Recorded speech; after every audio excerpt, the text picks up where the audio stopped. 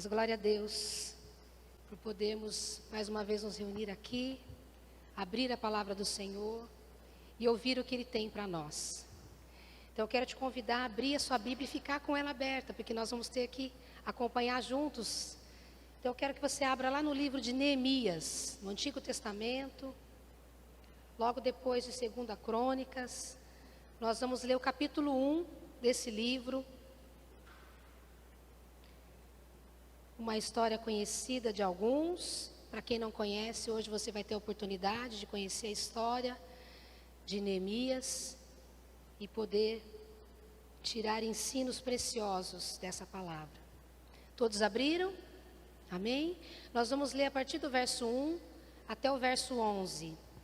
E a palavra de Deus diz assim: As palavras de Neemias, filho de Acalias, no mês de Quisleu, no 20º ano, enquanto eu estava na cidade de Suzã, Anani, um dos meus irmãos, veio de Judá com alguns outros homens. E eu lhes perguntei acerca dos judeus que restaram, os sobreviventes do cativeiro, e também sobre Jerusalém. E eles me responderam: aqueles que sobreviveram ao cativeiro e estão lá na província, passam por grande sofrimento e humilhação.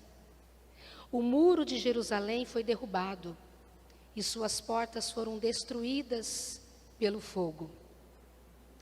Quando ouvi essas coisas, sentei-me e chorei. Passei dias lamentando, jejuando e orando ao Deus dos céus. Então eu disse: Senhor, Deus dos céus, Deus grande e temível, fiel à aliança e misericordioso com os que amam e obedecem os seus mandamentos. Que os teus ouvidos estejam atentos, que os teus olhos estejam abertos para ouvir a oração que o teu servo está fazendo dia e noite diante de ti, em favor dos teus servos, o povo de Israel. Confesso os pecados que nós, os israelitas, temos cometido contra ti. Sim, eu e o meu povo temos pecado contra ti. Agimos de forma corrupta e vergonhosa contra ti. Não temos obedecido os mandamentos, aos decretos, às leis que deste ao teu servo Moisés. Lembra agora do que disseste a Moisés, teu servo: se vocês forem infiéis, eu os espalharei entre as nações. Mas se voltarem para mim e obedecerem aos meus mandamentos e os puserem em prática, mesmo que vocês estejam espalhados por lugares mais distantes debaixo do céu, de lá eu os reunirei e os trarei para o lugar que escolhi para estabelecer o meu nome. Estes são os teus servos, o teu povo. Tu os resgatastes com o teu grande poder e com o teu braço forte. Senhor, que os teus ouvidos estejam atentos à oração desse teu servo, à oração dos teus servos que têm prazer em temer o teu nome. Faze que hoje este teu servo seja bem-sucedido, concedendo-lhe a benevolência deste homem. Nesta época, eu era o copeiro do rei. Amém? Senhor nosso Deus, nós abrimos a tua palavra, lemos a tua palavra e sabemos que o teu Santo Espírito é aquele que convence o homem e a mulher do pecado, da justiça e do juízo de Deus.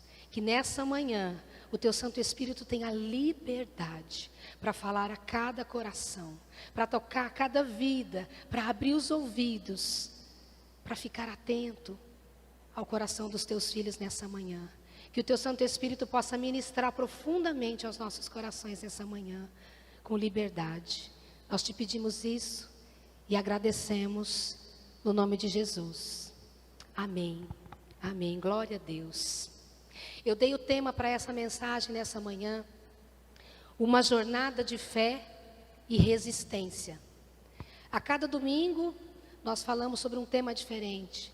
Na semana passada foi falado sobre reacender. E nessa manhã, a proposta é falar sobre resistência. E quando nós pensamos na palavra resistir, o que é resistir? Se você procurar esse significado, você vai encontrar. É manter-se firme, é opor-se a algo. Essa resistência, ela pode ser física, essa resistência pode ser emocional, essa resistência pode ser mental e até mesmo moral. Então, um exemplo para uma resistência física: resistir à pressão de uma mola. Já tentou pressionar uma mola e sente aquela resistência? Um exemplo físico. Um exemplo físico do emocional é você resistir à vontade de chorar no momento que você quer segurar o choro. Então você resiste àquele choro emocionalmente. Uma resistência mental. Resistir à tentação de comer um doce quando você está em consagração.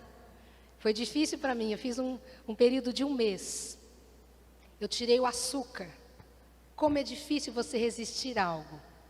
Mas quando você se propõe a fazer, quando existe um propósito, você consegue. Mas tem também a resistência moral, que é você resistir à corrupção, mesmo quando há oportunidade de você se envolver em algo errado.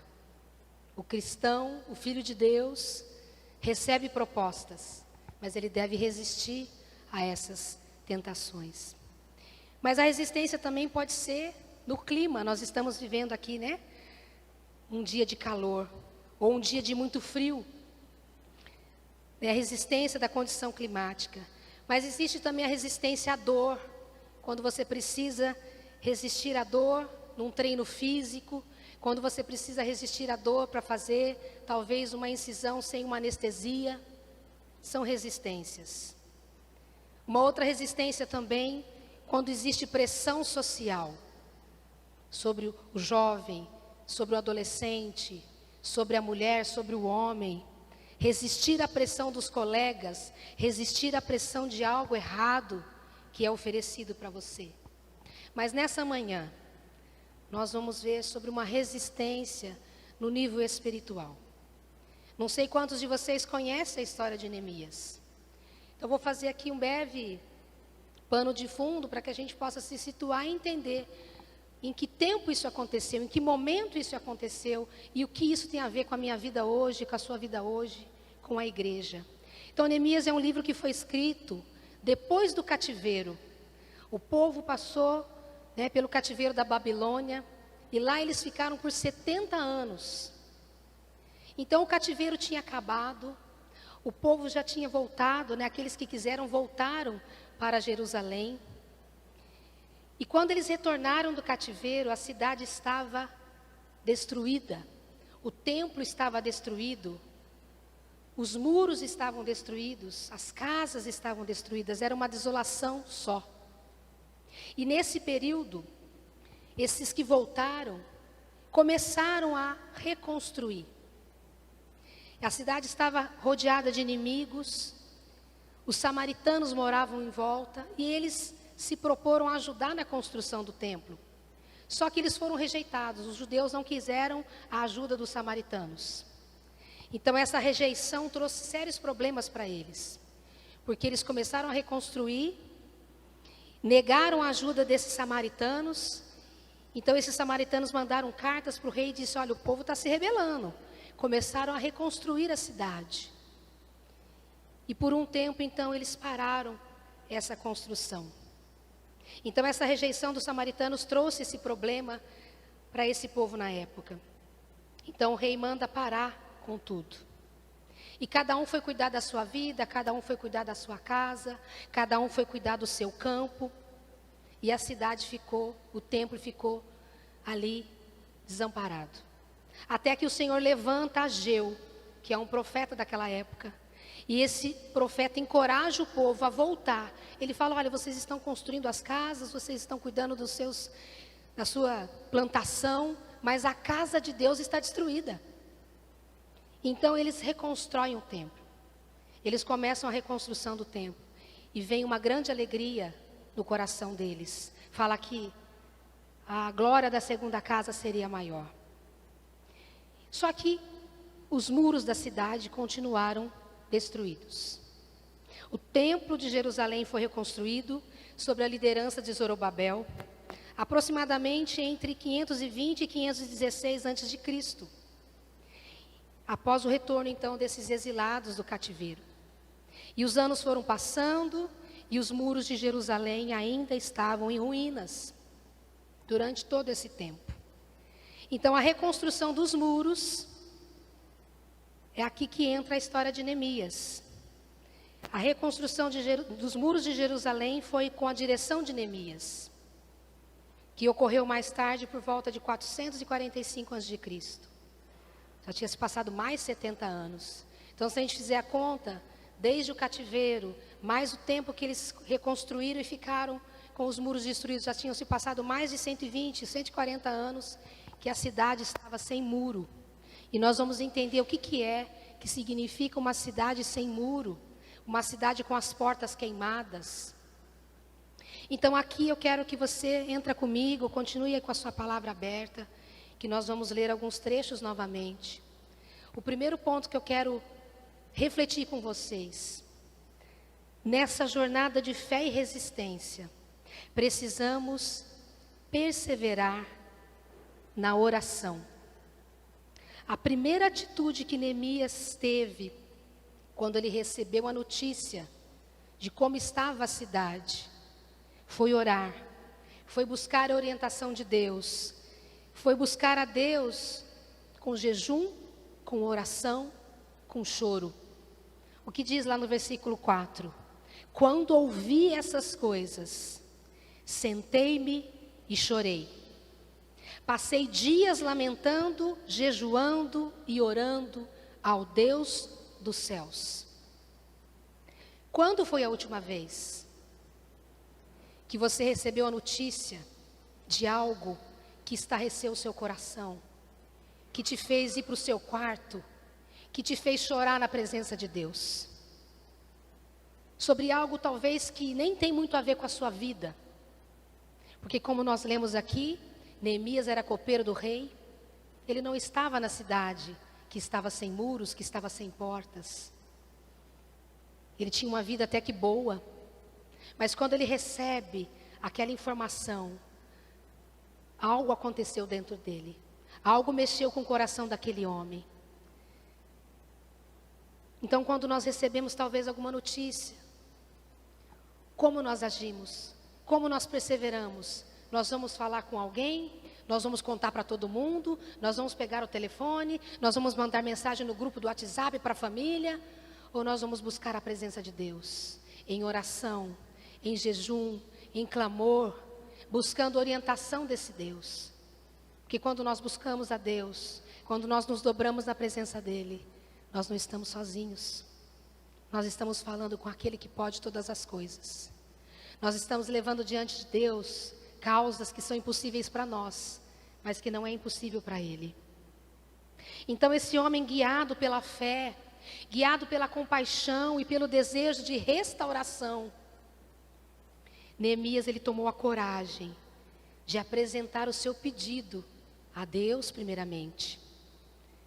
Mas ele fez algo a mais. Ele foi além. Então, antes que ele entre na presença do rei, ele se prepara. E eu não sei como que isso foi possível, porque se ele era copeiro do rei, ele era aquele que tinha que provar a comida do rei. Ele era aquele que tinha que beber do vinho do rei, antes mesmo que o rei provasse.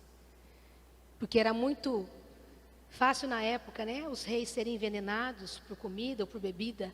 Então ele tinha um copeiro, ele tinha um servo que comia antes. Se ficasse tudo bem com o servo, então eu posso comer. Neemias era essa pessoa. Mas ele deve ter feito um acordo com o Senhor. Falou: Senhor, quando eu for provar a comida do rei, o Senhor me perdoe, mas eu estou em consagração. Meu coração está diante de Ti. O meu pedido está diante de Ti. Eu estou perseverando diante do Deus que tudo pode. Então ele não se precipita. Ele entra em oração, ele entra em jejum diante do Senhor. E ele apresenta a sua causa. e a causa do povo de Deus diante do Senhor. Vocês viram a oração que ele fez? Uma oração linda. E ele se coloca junto com o povo. Ele coloca o pecado do povo como se o pecado fosse dele. Então ele perseverou na oração por alguns dias, buscando o favor de Deus e a intervenção divina diante do rei. Então ele diz assim lá no verso 11, leia comigo. Ele finaliza a oração dele dizendo: Senhor, que os teus ouvidos estejam atentos à oração que esse teu servo te faz nessa manhã. E a oração dos teus servos que tem prazer em temer o teu nome. Faze que hoje, quando que ele pediu? Hoje. Faze que hoje o teu servo seja bem-sucedido, concedendo-lhe a benevolência deste homem. Nesta época, eu era copeiro do rei. Então, depois desse tempo de jejum, de oração, ele se apresenta diante do rei. E eu quero que você abra comigo agora no capítulo 2, e nós vamos ler a partir do verso 1. Como que foi essa entrada dele diante do rei? E ele diz assim: nunca antes eu tinha entrado triste na presença dele. Nunca antes eu tinha entrado triste na presença dele. Por isso o rei me perguntou: por que o seu rosto parece triste, tão triste, se você não está doente? Essa tristeza só pode ser do coração. Com muito medo, eu disse ao rei: que viva o rei para sempre. Como não estaria triste o meu rosto, se a cidade em que estão sepultados os meus pais estão em ruínas, e as portas foram destruídas pelo fogo? O rei me disse: o que você gostaria de pedir? Então eu orei ao Deus dos céus e respondi ao rei: se for do agrado do rei, e se o seu servo puder contar com a sua benevolência, que ele me deixe ir à cidade de Judá, onde os meus pais estão enterrados, para que eu possa reconstruí-la. Ele entrou na presença do rei com o rosto triste, com o rosto abatido. E o rei, que costumava ver ele sempre sorrindo, nota que há tristeza no coração dele. Ele fala: por que você está triste, se você não está doente? Essa tristeza só pode ser algo que vem do coração. E eu não sei se você percebeu, antes dele responder, ele fala: com muito medo eu disse ao rei. Ele ora antes. Ele fala com Deus. Talvez você um dia precisou fazer aquela oração rápida. Fala: Senhor, é agora o momento? Me ajuda, me capacita, me dá coragem. Porque é agora que eu tenho que apresentar o meu pedido diante dele. E ele fala: como não estaria triste o meu rosto, se a cidade onde os meus pais estão sepultados, estão em ruínas, estão sem portas. E o rei, por ele ter falado assim, ele trouxe algo, dos pais. Ele fala: o que você me pede? O que você gostaria de pedir? E então ele faz o pedido. Ele fala: eu gostaria que, se for da tua bondade, do teu agrado, que o Senhor me permita ir. Mas o rei, ele permitiu, não apenas disse: vai. Neemias foi além. Ele pediu: olha, se o Senhor me deixar ir, eu preciso que o Senhor libere cartas, para que, conforme eu for avançando nas cidades circunvizinhas, até chegar ao local onde eu preciso chegar, eu preciso ter liberação do rei, eu preciso ter cartas do rei, liberando a minha entrada, mas permitindo também para que eu leve comigo recursos. Então, com grande favor e com a permissão real, ele partiu em direção à terra dos seus ancestrais, carregando não apenas a autorização do rei, mas também uma promessa de auxílio divino nessa empreitada. Ele sai com uma comitiva, com cartas, com liberação de todo o recurso necessário. Eu não sei se isso te faz lembrar alguma coisa. O Senhor continua movendo corações. O Senhor continua movendo corações de homens e mulheres. O Senhor continua liberando recursos. Essas paredes te dizem alguma coisa? Recursos foram liberados. Não só dos irmãos dessa igreja, mas de outros lugares. Outros corações foram movidos. Outras vidas foram movidas pelo coração do grande rei. Do Rei dos Reis. Do Senhor dos Senhores. Daquele que tem o recurso para dar. Daquele que move o coração do homem e da mulher. Ele libera o recurso para os seus filhos. Não tem nada impossível para Deus. Você crê nisso? Então diga, eu creio. Eu creio que o Senhor pode fazer na minha vida, na minha família, na minha parentela. Eu creio que o Senhor pode liberar recursos financeiros, que o Senhor pode liberar recursos espirituais, que o Senhor pode mover céus e terra ao meu favor, ao favor daquele que teme a Deus, ao favor daquele que persevera na oração, ao favor daquele que busca a Deus, entendendo que é dele que vem a vida, que é dele que vem o recurso, que é dele que vem a sabedoria, que é dele que vem a capacidade. Eu creio nisso de todo o meu coração. Neemias nos ensina a importância da oração na jornada da fé. Eu não posso orar apenas um dia na semana. Eu não posso orar apenas uma vez por algum motivo e nunca mais orar, e nunca mais abrir a Bíblia, e nunca mais buscar a Deus. É uma jornada, é uma caminhada, é todo dia. Antes de falar com o rei, ele falou com Deus dos céus, com o Senhor dos senhores, com o dono do ouro e da prata. Devemos apresentar diante de Deus as nossas causas, as causas da nossa família, daqueles que estão distantes de nós. Neemias estava a mais de 1.500 quilômetros da cidade de Jerusalém, mas quando ele recebeu aquela notícia, quando nós recebemos notícia aqui dos irmãos que estão em missão, o nosso coração se comove. Eu tenho uma amiga que está lá, servindo ao Senhor na Ásia, e quando ela me manda notícias, o meu coração se alegra, de saber que de alguma forma nós podemos estar participando daquilo que tem acontecido. E ela relatou em uma carta dizendo que no início desse mês eles fizeram um retiro com algumas famílias.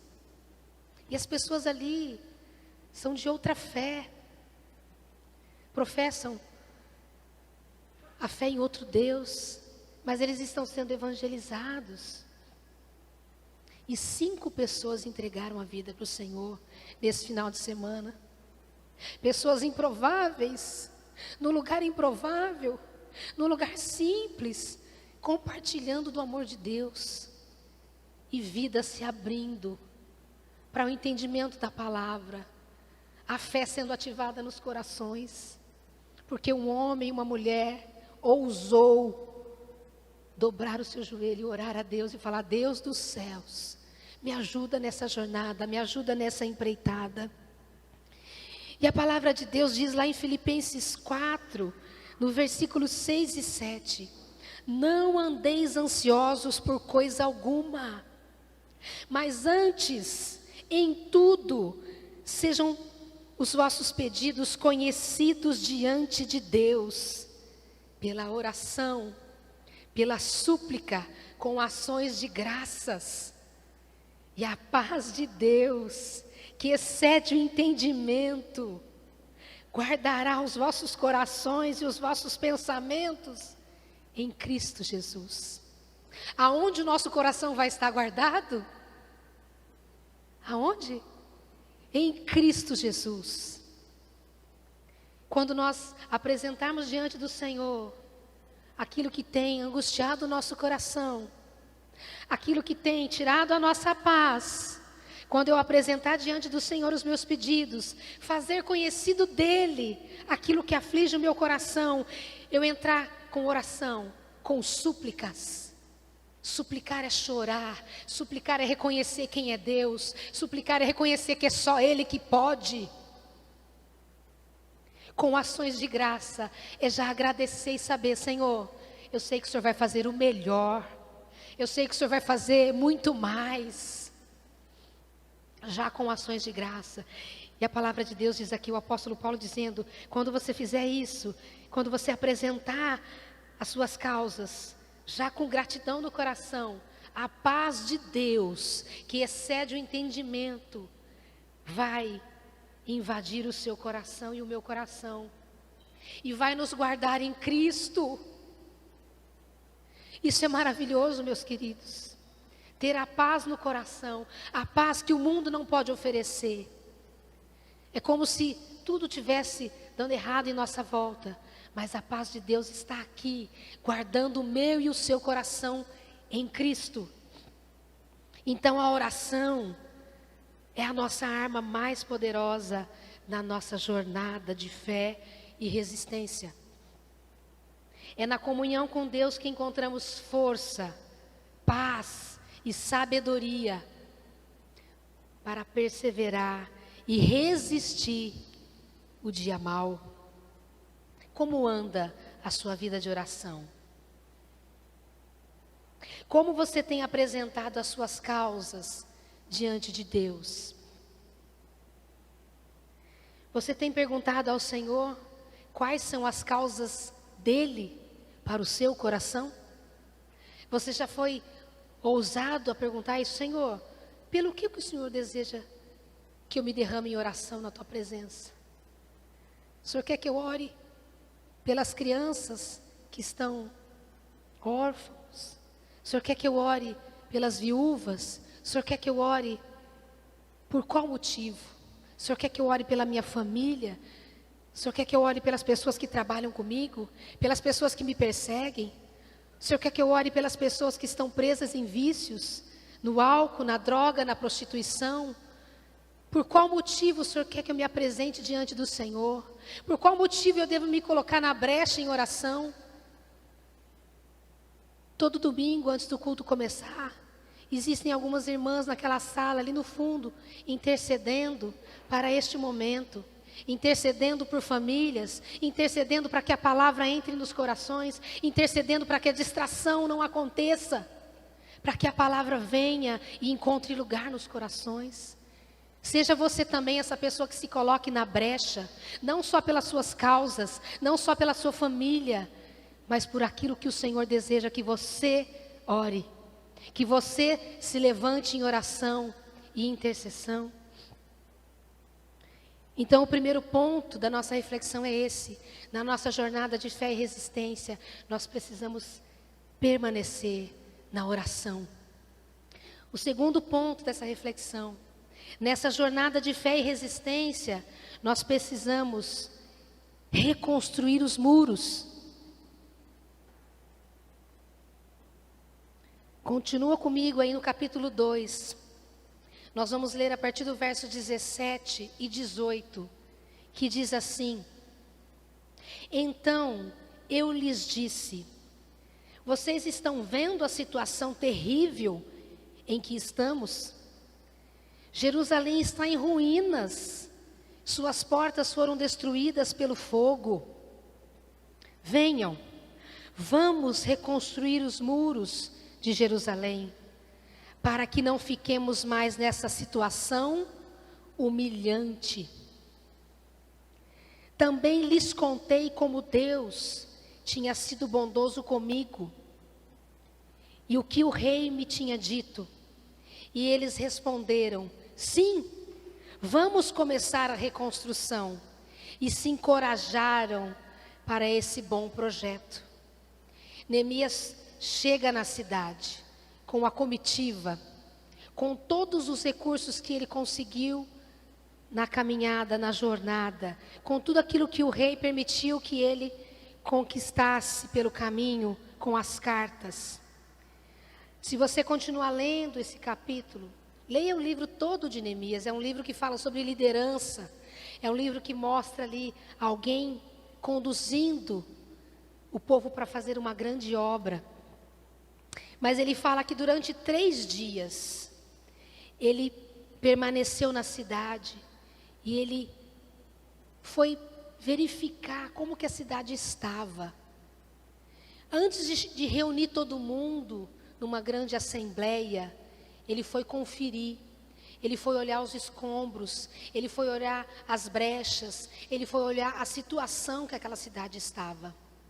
Então, antes de motivar o povo, ele precisava saber como e o que fazer, porque o recurso ele já tinha.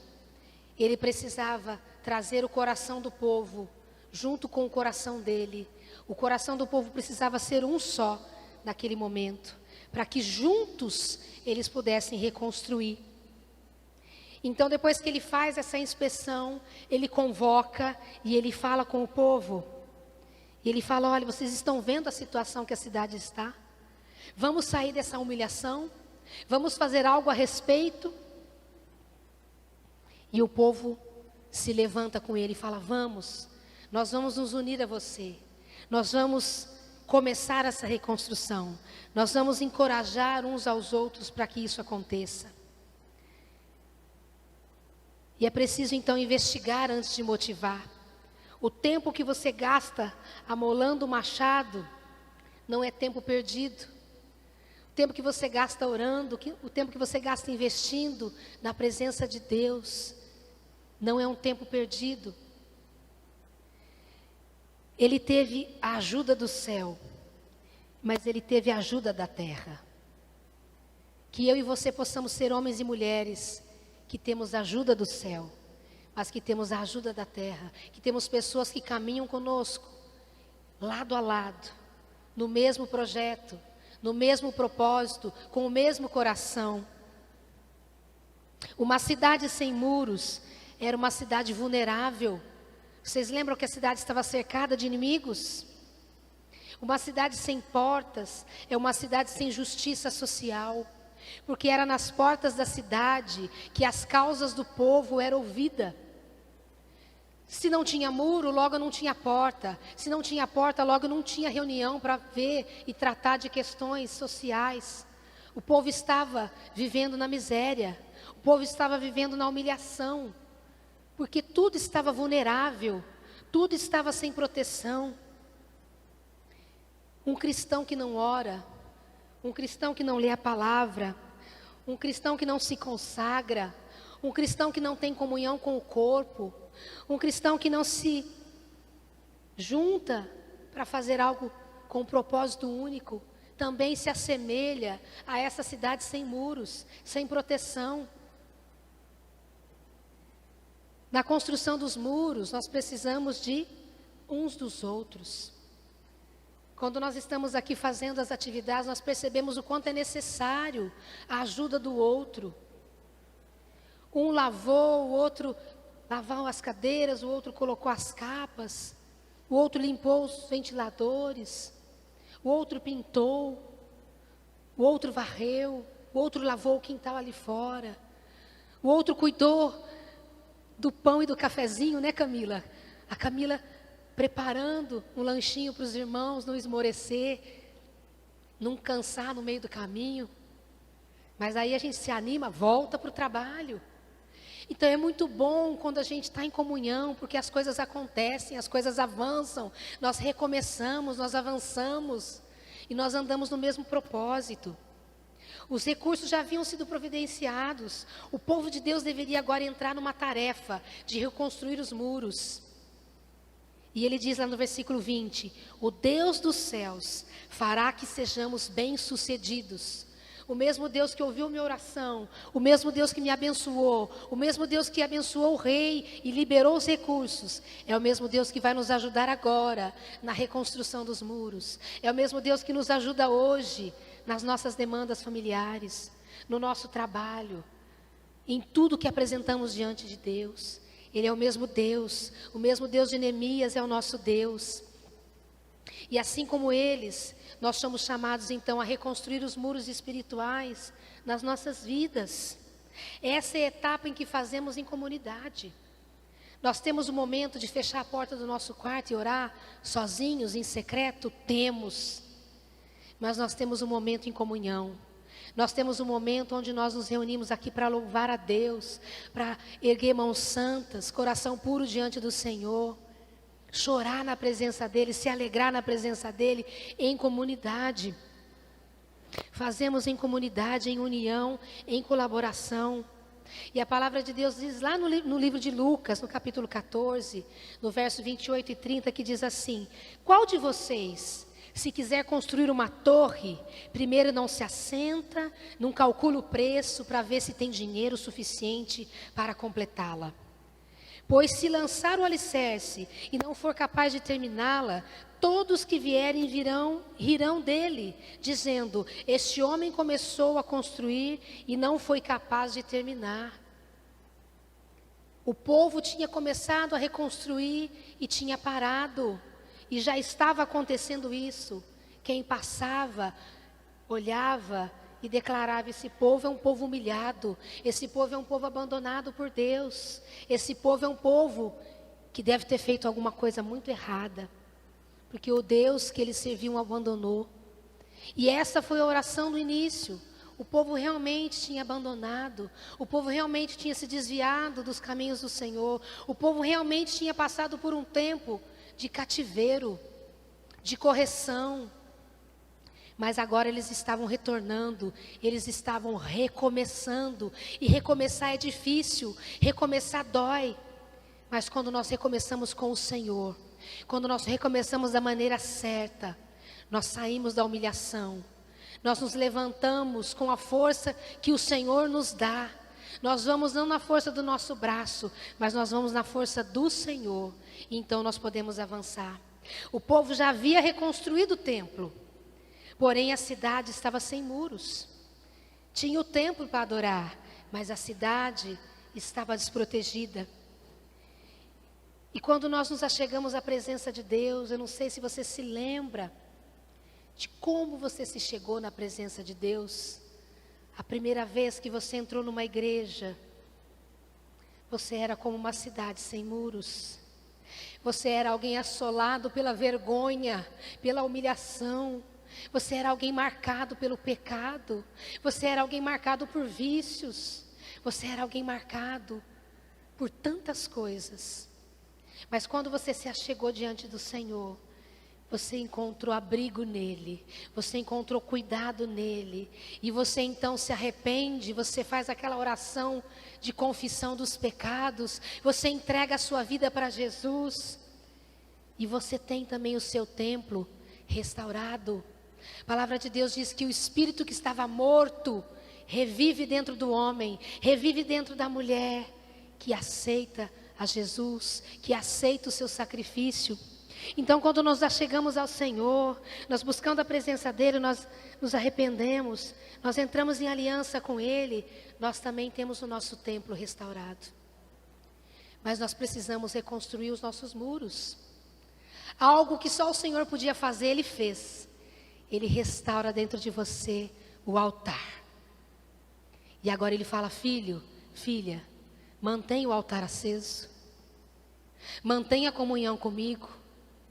Mantenha a oração. Mantenha a consagração. Mantenha a chama do altar acesa todos os dias. Quando você faz isso, você começa a construir também os seus muros. A ter uma vida devocional. A ter uma vida de disciplina. A ter uma vida consertada diante do Senhor, não porque o pastor te pede, mas porque você ama a Deus, e assim você deseja agradar o coração daquele que te chamou, das trevas para a luz, daquele que te trouxe da lama do pecado para a vida com Cristo, daquele que te tira da vergonha e te coloca na presença do Senhor, e te chama de príncipe e princesa, porque é isso que somos diante do Senhor. Nós somos filhas, filhos do Rei. O altar do Senhor é erguido em nós, Passamos a ser o templo do Espírito Santo de Deus. A palavra de Deus diz lá em 1 Coríntios 3,16: vocês não sabem que são santuários de Deus? E que o Espírito de Deus habita em você? Então com quem que você está tendo comunhão? Não tem como você querer ter comunhão com Deus e querer ter comunhão com as trevas. Não tem como você ter comunhão com Deus e continuar tendo uma vida de pecado. Continuar sonegando impostos, continuar mentindo, continuar roubando, continuar adulterando, continuar fornicando. Não tem como. Você entrou em aliança com Deus, o Todo-Poderoso, o dono da vida. Aquele que pode abater, aquele que pode levantar, aquele que pode dar vida, aquele que pode liberar, aquele que pode trazer para perto. Você entrou em aliança com o Senhor dos céus, com o mesmo Deus que respondeu a oração de Neemias há tantos e tantos anos atrás.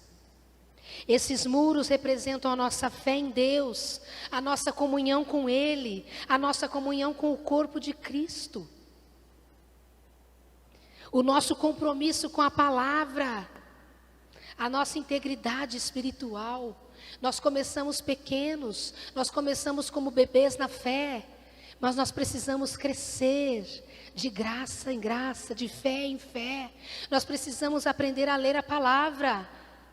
Tem cristão, tem crente velho, que nunca leu a palavra inteira, que nunca se submeteu a ver o que Deus diz na palavra. Como que eu vou fazer aquilo que o Senhor me pede, se eu não conheço o que está escrito? Se eu aceito apenas alguns versículos na minha vida e rejeito outros? Eu preciso resistir o pecado, e não a palavra de Deus. Eu preciso resistir a preguiça, e não o desejo de buscar a palavra e conhecer a palavra. E fazer como uma irmã que compartilhou comigo no final de um culto. Eu não entendia nada. Mas eu falei, Senhor, eu não entendo. É muito rei, é muita coisa. Mas eu entrei no meu quarto, eu fechei a porta, eu li. E o Espírito Santo me mostrou. E agora quando eu leio, eu entendo. Eu entendo a palavra. Porque o Espírito Santo que habita em mim, Ele revela a palavra de Deus. O Senhor tem interesse em revelar a palavra dEle ao meu e seu coração. Precisamos então construir uns com os outros essa comunhão, esse corpo de Cristo. Fazer com que essa igreja cresça, seja forte. Conhecer a palavra. Conhecer e identificar o pecado quando ele se apresenta diante de nós e saber rejeitá-lo. A palavra de Deus diz lá no Salmo 18, declarações lindas de alguém que sabe quem é Deus na sua vida. Que esse salmo seja seu, que ele seja uma palavra que você também declare no seu coração. O Senhor é a minha rocha, é a minha fortaleza, o meu libertador, o meu Deus, o meu rochedo, o meu refúgio. Isso são palavras de alguém que conhece a Deus. Ele é o meu escudo, o poder que me salva, a minha torre alta. Essa oração não é a oração só do salmista, ela pode ser a sua oração. Você pode abrir a palavra no seu quarto, na sua casa, onde você estiver, e dizer: o Senhor é a minha rocha, o Senhor é a minha fortaleza, é nele que eu coloco a minha confiança. Ele é o meu escudo, Ele é quem me defende dos dardos inflamados do inimigo, das setas que são lançadas na minha mente, no meu coração. Quando chega aqui, existe um escudo, existe um Senhor que é por mim, que é pela minha família. É muito bom quando você sabe que tem alguém orando por você, mas sabe de uma coisa? Não existe oração mais poderosa do que a oração de um pai e uma mãe, do que a oração de um marido pela esposa. Ore pelos seus filhos, ore pela sua casa, ore pela sua família, ore pelo seu casamento, ore pelas suas finanças, ore pela sua igreja, ore pelo seu pastor, ore pelos missionários que estão à frente de batalha, Ore por aqueles que estão passando fome. Ore por aqueles que estão passando necessidade. Se levante como uma voz profética nessa geração, da sua família. Seja o primeiro, seja o corajoso. Saia do conforto. Está lá como copeiro do rei, está lá no ar-condicionado.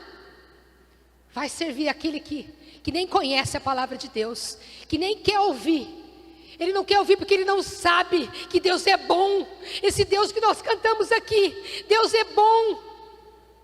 A sua fidelidade permanece para sempre. A sua misericórdia é de geração em geração. Não é só para mim, é para a minha geração que vem depois. Precisamos construir os nossos muros. Precisamos ter comunhão. O pastor pede tanto. Ele fala aqui do altar. Chame alguém para tomar café na sua casa. Não é só porque a gente quer comer, não. É porque a gente precisa ter comunhão. A gente precisa conhecer a dor do outro. A gente precisa saber como o outro é interessante, como o outro é bom também, como o outro sofre como eu sofro. Às vezes a gente olha para algumas pessoas e fala: aquela ali eu não quero ter amizade. Aquela ali, não. Por quê? Por que você não quer? O que aconteceu que te faz julgar o outro? Se aproxima daquele que você não se aproxima. Dê paz do Senhor. Dê um abraço gostoso. Fala: irmã, eu vou orar por você essa semana. É assim que nós fazemos no culto de mulheres. Nós escolhemos uma irmã para orar. E nós oramos por essa irmã durante todo o mês. Faça isso. Se levante em oração. Na nossa jornada de fé e resistência, como andam os seus muros? Eles ainda estão em escombros? Eles ainda estão precisando da oração do outro? Ou eles já foram restaurados? Eles estão sendo restaurados dia após dia. Na medida que você avança, esses muros vão avançando. E a terceira reflexão que eu quero fazer com você nessa manhã, abre comigo aí no capítulo 4 agora. Nós vamos ler alguns versículos do capítulo 4. Nessa jornada de fé e resistência, precisamos enfrentar a oposição. Nessa jornada de fé e resistência, precisamos enfrentar a oposição. Neemias 4, a partir do verso 2, ele diz assim: o que aqueles frágeis judeus estão fazendo? Será que vão restaurar os muros? Irão oferecer sacrifícios? Irão terminar a obra num só dia? Será que vão conseguir ressuscitar pedras de construção daqueles montes de entulho e de pedras queimadas? Olha a oposição se levantando. Como será que é na minha vida e na sua vida? Nossa, agora vai para a igreja? Nossa, agora é crente? Nossa, está lendo a Bíblia todo dia? Nossa, vamos ver até onde vai. Vamos ver até onde vai a fé desse crente. Vamos ver até onde vai a resistência de não voltar para a gandaia, de não cair na balada. E ele continua lá no versículo 3. Tobias, o amonita, que estava do outro lado, completou: pois que construam, basta que uma raposa suba lá, para que este muro de pedras desabe. Está percebendo a oposição? Está percebendo a ofensa, o desdém? Isso não acontece só nos dias de hoje. Já acontecia com todo aquele que se levantava para servir a Deus, para se posicionar como servo e serva do Senhor. Não só como servo, mas como filho e filha de Deus. Mas lá no versículo 10 diz assim: enquanto isso, o povo de Judá começou a dizer: os trabalhadores já não têm mais forças, e ainda há muito entulho. Por nós mesmos não conseguiremos reconstruir o muro. Por nós mesmos, nós também não conseguimos. Jesus diz: sem mim nada podeis fazer. Convide Jesus para estar com você na sua jornada de fé e resistência.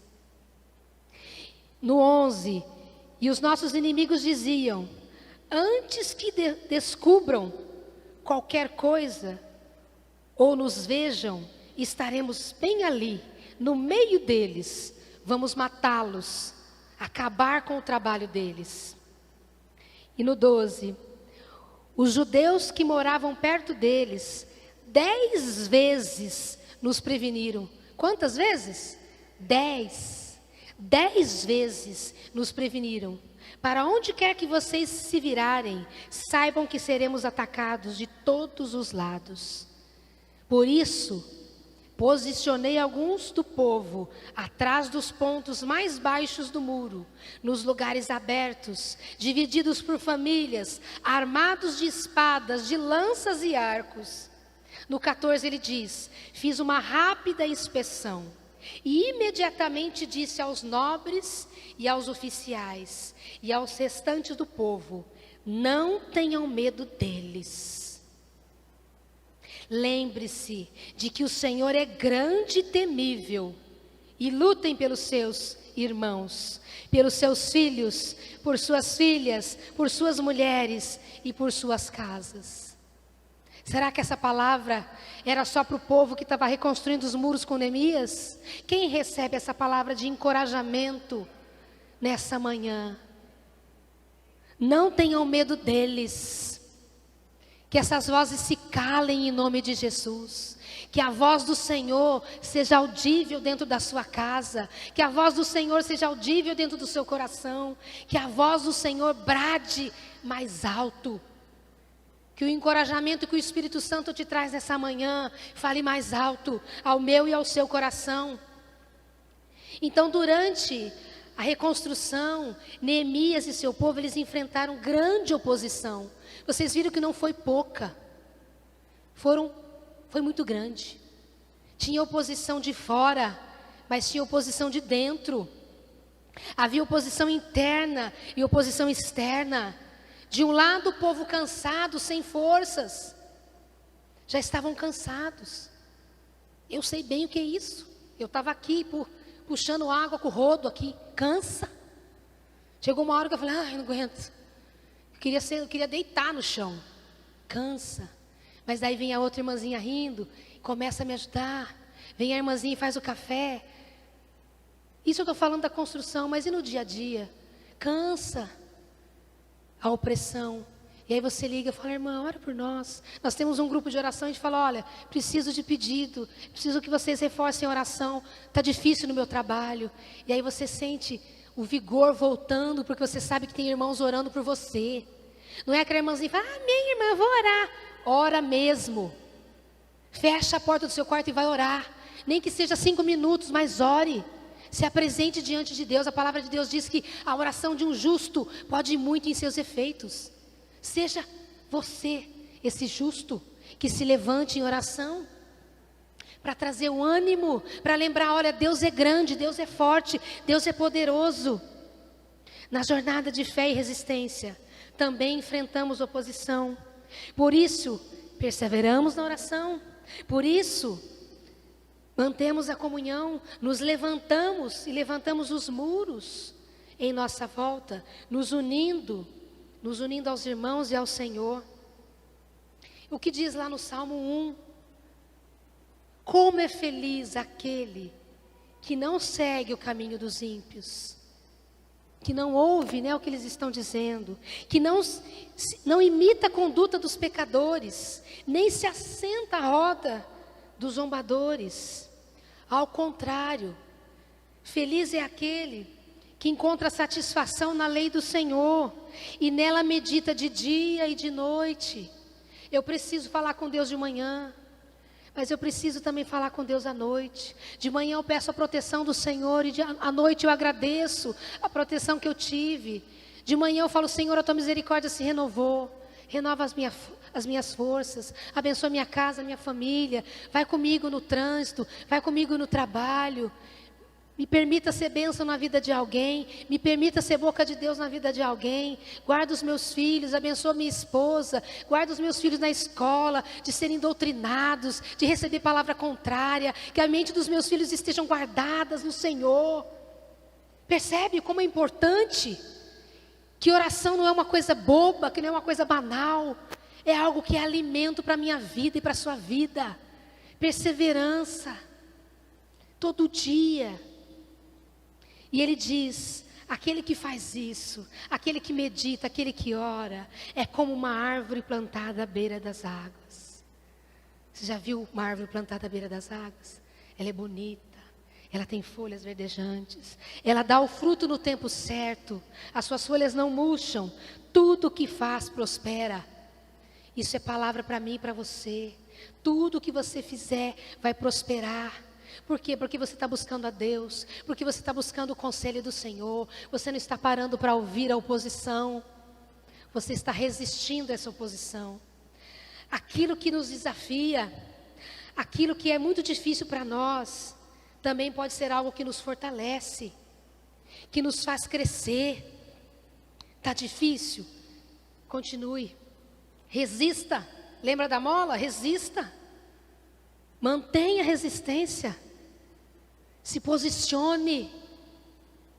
É nesse sentido que estamos aqui para resistir. Quantas vezes nós passamos por momentos difíceis na vida, e esses momentos difíceis nos fazem aproximar de Deus. Um diagnóstico que chega, a oração aumenta. Eu peço oração para os irmãos, outras igrejas estão orando, existem pessoas participando de campanhas de jejum. Por quê? Porque um diagnóstico chegou, um desemprego chegou, um momento difícil chegou.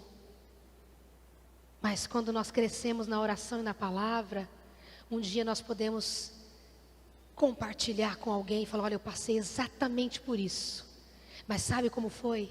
Eu sei que a minha experiência não vai ser a sua experiência, mas eu quero compartilhar o que Deus fez. E quando você faz isso, você aviva a fé do coração do teu irmão, da tua irmã.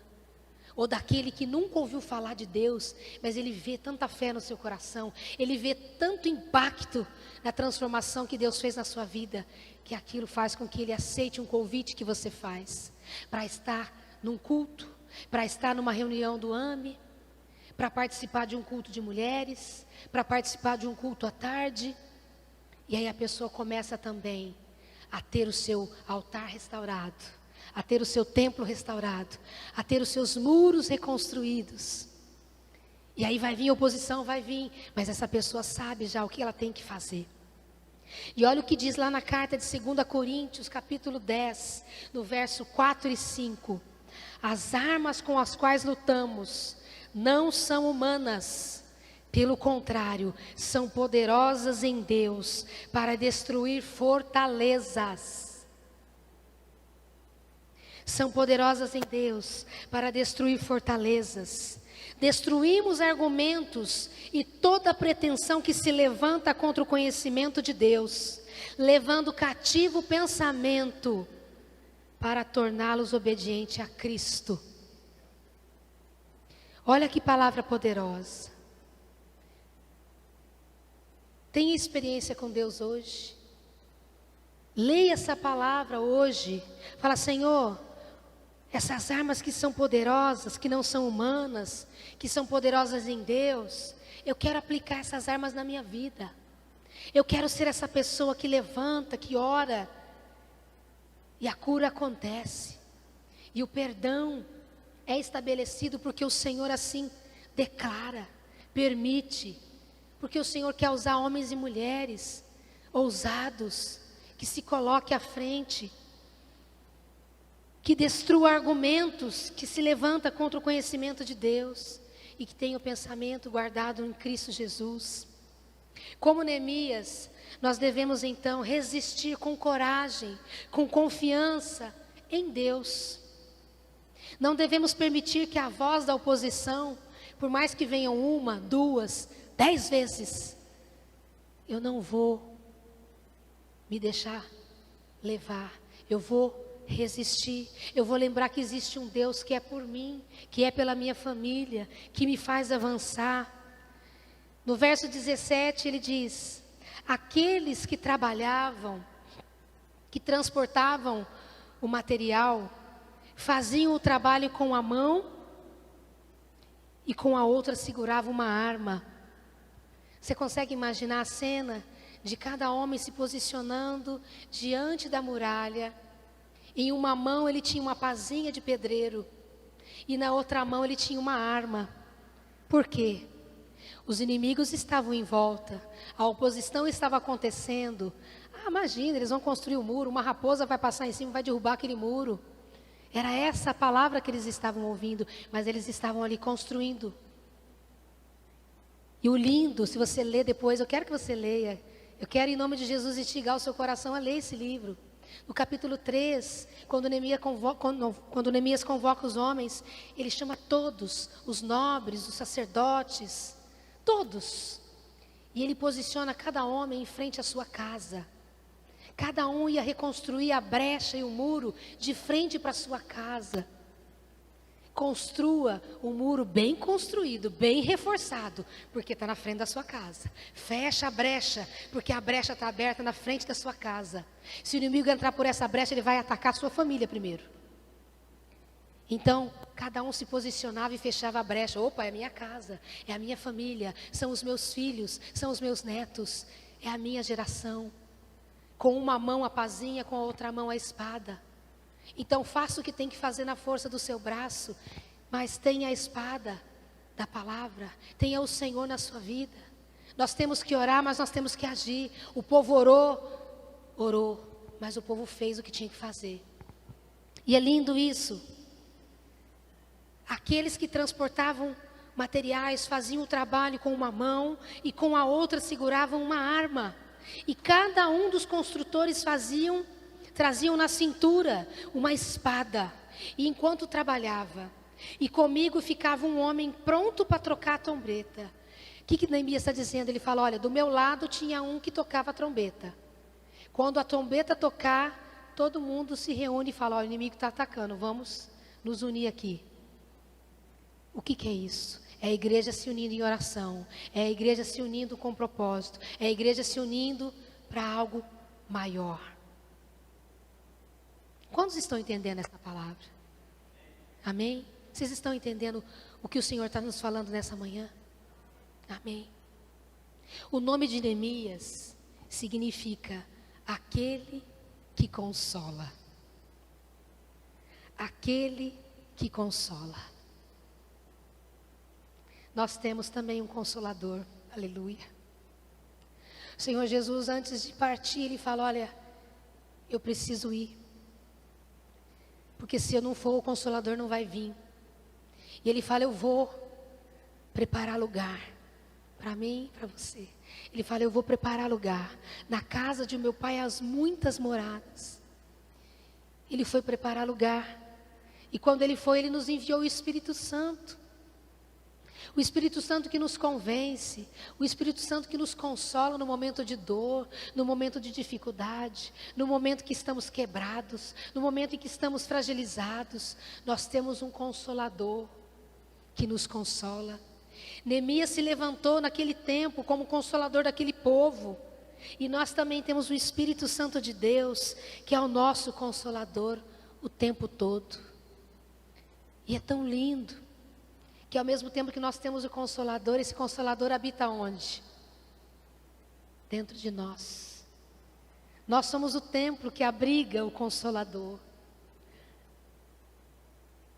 Peça ao Senhor pelo Espírito nessa manhã, que Ele te faça entender que essa morada aqui não é apenas não é só carne e sangue, mas aqui dentro habita uma alma e um Espírito, e aqui dentro habita o Espírito Santo de Deus. Que quando você entrar na sua casa, que quando você colocar os pés na sua casa nessa manhã, nesse início de tarde, você vai dizer, é chegado o reino de Deus aqui. Porque eu carrego o reino de Deus dentro de mim. Eu carrego a presença de Deus dentro de mim. Você consegue entender a magnitude disso? Quando você chegar no seu trabalho, a dificuldade que você tem lá, você diz, é chegado o reino de Deus nesse lugar. Eu coloco a planta dos meus pés nesse lugar, mas eu entro aqui junto com o reino de Deus, que é espiritual, mas que é real, é verdadeiro, é transformador, quebranta corações. E quando você for falar com aquele amigo, aquela amiga, quando você for falar com aquele primo, quando você for falar com aquele teu irmão, com a tua mãe, com o teu pai, quando você for dar aquele abraço, demora um pouquinho mais no abraço. E diga no ouvido dele e dela: você sabia que Jesus te ama? O que será que pode acontecer depois de você abraçar alguém e dizer no ouvido dessa pessoa que ela é amada por Deus, que ela é amada por Jesus, que ela é acolhida por aquele que tem todo o poder? A palavra de Deus diz na primeira carta de Pedro, capítulo 5, verso 8 e 9: sejam sóbrios e vigilantes. O diabo, o inimigo de vocês, ele anda ao redor como leão, rugindo, procurando a quem possa devorar. Resistam-lhe, permaneçam firmes na fé. Palavras do apóstolo Pedro. Mas nós já ouvimos uma palavra semelhante na carta de Tiago: resisti ao diabo e ele fugirá de vós. Mas antes, a palavra de Deus diz que nós precisamos o quê? Nos sujeitar a Deus. O segredo está na sujeição a Deus, em nos colocar diante de Deus, em saber que é dele que vem o recurso que precisamos. Enfrentamos a oposição, permanecemos firmes na fé, nos sujeitamos a Deus em obediência à sua palavra. Precisamos então entender que não fazemos as coisas e acontecemos porque somos bons. Nós cantamos aqui: quem é bom é Deus. Mas nós conseguimos fazer e avançar porque Deus é bom, porque Ele é conosco, porque Ele vai conosco. Nós só vamos vencer a oposição do inimigo se nos sujeitarmos a Deus. E aí então podemos resistir ao diabo e ele vai fugir. É isso que a palavra de Deus diz. A tentação vai vir, a oferta vai vir, mas você vai ter recursos internos e espirituais para resistir, porque você se sujeitou a Deus, e Ele vai te dar essa capacitação. E por último, para a gente fechar essa meditação nessa manhã, nessa jornada de fé e resistência, precisamos manter o foco. Abra comigo agora lá no capítulo 6. Capítulo 6. Os primeiros 3 versos. Olha o que aconteceu. Quando Sambalate, Tobias e Gesem, o árabe, e o restante dos nossos inimigos souberam que eu havia reconstruído o muro e que não havia ficado nenhuma brecha ficou, viu, meus irmãos? Embora até então eu ainda não tivesse colocado as portas nos lugares, Sambalate e Gesem mandaram-me a seguinte mensagem: venha, vamos nos encontrar num dos povoados da planície de Ono. Eles, contudo, estavam tramando fazer-me mal. E por isso enviei-lhes mensageiros com esta resposta: estou executando um grande projeto e não posso descer. Por que eu vou parar a obra para me encontrar com vocês? Que resposta maravilhosa, né? Estou executando um grande projeto. Eu não posso parar. Em meio às tentativas de distração, de intimidação, de palavras contrárias, de zombaria, Neemias permaneceu. Neemias resistiu junto com o povo, focados na missão, e a missão deles era o quê? Reconstruir os muros. Ele não deixou se desviar nem pelo medo, nem pela artimanha do inimigo, nem pela zombaria. Estou executando um grande projeto. Eu não posso descer. O que tem tentado tirar o seu foco? O que tem tentado tirar o seu foco de ter uma vida de perseverança na fé? O que tem roubado o seu tempo? O que tem sido prioridade no seu coração?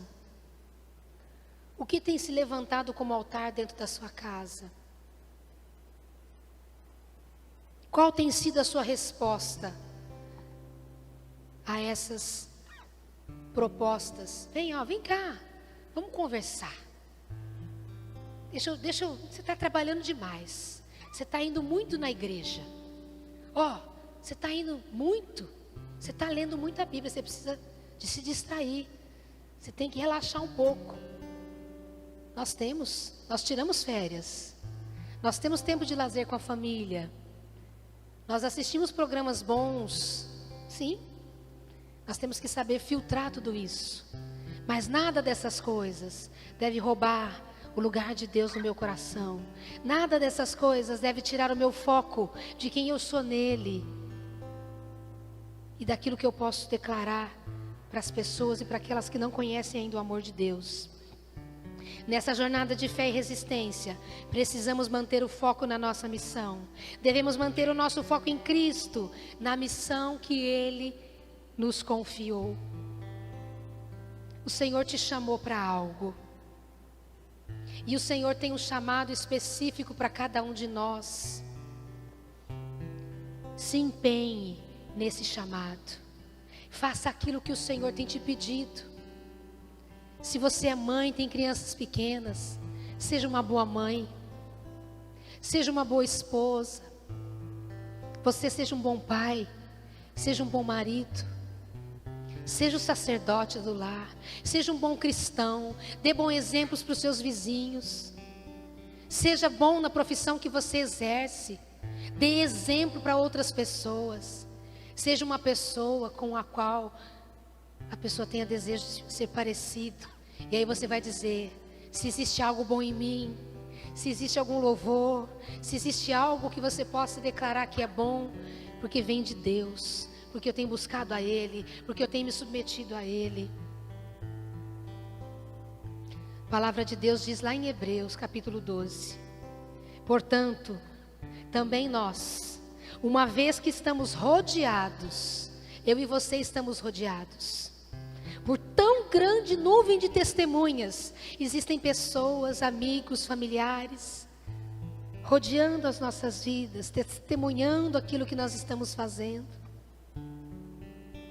Portanto, nós, uma vez que estamos rodeados por tão grande nuvem de testemunhas, livremo-nos de tudo que nos atrapalha, do pecado que quer nos envolver, e corramos com perseverança a corrida que nos foi proposta, tendo os nossos olhos fixos em Jesus, autor e consumador da nossa fé, aquele que, pela alegria que lhe foi proposta, ele suportou a cruz, desprezando a vergonha, e se assentou à direita do trono de Deus. Não podemos permitir então que as distrações desse mundo desviem o nosso propósito maior, que é glorificar a Deus. Se você tinha dúvida, qual que é o meu propósito? O propósito da sua vida é glorificar a Deus, com quem você é, com o que você faz, sendo filho, sendo filha, sendo serva, sendo servo de Deus. E a palavra de Deus diz em 2 Timóteo 2, 4 e 5: nenhum soldado que se deixa envolver pelos negócios da vida civil, nenhum soldado que se deixa envolver pelos negócios da vida civil, já que deseja agradar aquele que o alistou. Semelhantemente, nenhum atleta é coroado como vencedor, se não competir de acordo com as regras. Que eu e você possamos seguir de acordo com as regras da palavra de Deus. Que eu e você possamos seguir e receber a coroa que vem das mãos do Senhor para mim e para você naquele grande dia. Sabe em quantos dias aquele muro foi reconstruído? em 52 dias. Aqueles muros que estavam destruídos há mais de 120 anos, foi reconstruído, porque um dia um homem recebeu uma notícia de que a cidade estava destruída, de que os muros estavam destruídos, e aquela notícia comoveu o coração daquele homem, e ele se propôs a orar e a buscar a Deus, e ele se levantou, e ele conseguiu recursos, e ele foi, e ele avançou, e ele chegou naquele lugar, e ele convocou pessoas. Um homem fez isso, movido pelo poder do Senhor. Imagina o que uma igreja não é capaz de fazer, quando essa igreja se levanta com o propósito de servir a Deus, de amar pessoas, de alcançar corações, de olhar para os lados e perceber que existem cadeiras vazias. Que no próximo domingo, mais pessoas possam estar aqui para ouvir a palavra de Deus. Em 52 dias, eles finalizaram. No versículo 15 do capítulo 6, o muro ficou pronto no dia 25 de Elu, em 52 dias. Quando todos os nossos inimigos souberam disso, todas as nações vizinhas ficaram atemorizadas. E abateu-se o seu orgulho, pois perceberam. Está aberta a sua palavra aí? Pois perceberam que essa obra havia sido executada com a ajuda do nosso Deus. É com a ajuda de Deus, meu irmão. É com a ajuda do Senhor que avançamos. Deus pode dizer basta. Hoje pode ser o dia do basta na sua vida para algumas coisas. Hoje pode ser o dia de chega. Há muito tempo esses muros estão caídos. Há muito tempo esses muros estão em escombros. Chega, essa família está há muito tempo na humilhação, na vergonha, no vício. Eu vou me levantar.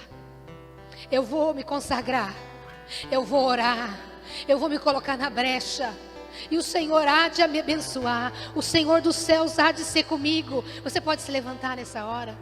Levanta não só o seu corpo, mas levanta a sua alma e o seu espírito diante de Deus, com ousadia, se motivando pelo Espírito, a lutar pela sua família, pela sua casa. Entre em oração nesse momento, fale com Deus. Deixa o Espírito Santo se mover na sua vida. Permita que o Senhor ore através de você. Deixa o Senhor mudar a sua história. Deixa o Senhor mudar a sua casa. Deixa o Senhor mudar a sua família. Deixa o Senhor trocar os seus valores. Ah, Senhor, o Deus dos céus, o Deus que abala as estruturas do coração de todo aquele que se coloca diante dele. A jornada de fé é uma jornada de resistência. Por isso nós precisamos perseverar na oração. Precisamos reconstruir os nossos muros. Precisamos fechar as nossas brechas.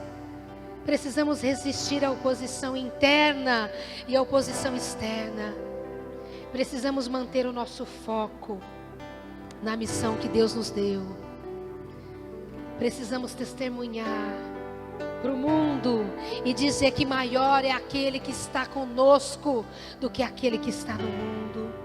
Senhor nosso Deus, nos levantamos como igreja, nos levantamos como corpo, nos levantamos como filhos, nos levantamos agora na força do Senhor, motivados pelo Espírito Santo de Deus, motivados por essa palavra que o Senhor soprou sobre cada coração, sobre cada família aqui, sobre cada homem, sobre cada mulher, sobre cada filho teu, que nesse momento está abrindo o coração para ti, que está permitindo acender mais uma vez o altar, que está permitindo mais uma vez o fogo queimar, que está permitindo mais uma vez ser usado por ti.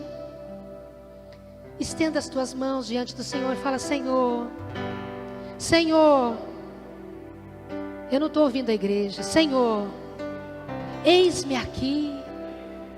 Usa a minha vida nessa semana. Fale comigo. Que eu fale com o Senhor de dia e de noite. Que eu busque a tua presença. Que eu me apresente diante do teu trono de graça. que eu busque o teu favor, que eu busque o teu cuidado, mas que eu busque também, Senhor, a tua orientação para aquilo que o Senhor deseja que eu faça. Que eu seja a boca de Deus na minha família e aonde o Senhor me enviar, no nome de Jesus. Amém. Aleluia. Aleluia. Louvado seja o teu nome, Senhor. Vamos adorar ao Senhor. Adore ao Senhor. Abra o seu coração. Aprenda a adorar ao Senhor, independente do louvor, independente do que é ministrado aqui. Declare palavras de adoração a Deus. Declare quem Ele é na tua vida. Declare quem você é diante dEle.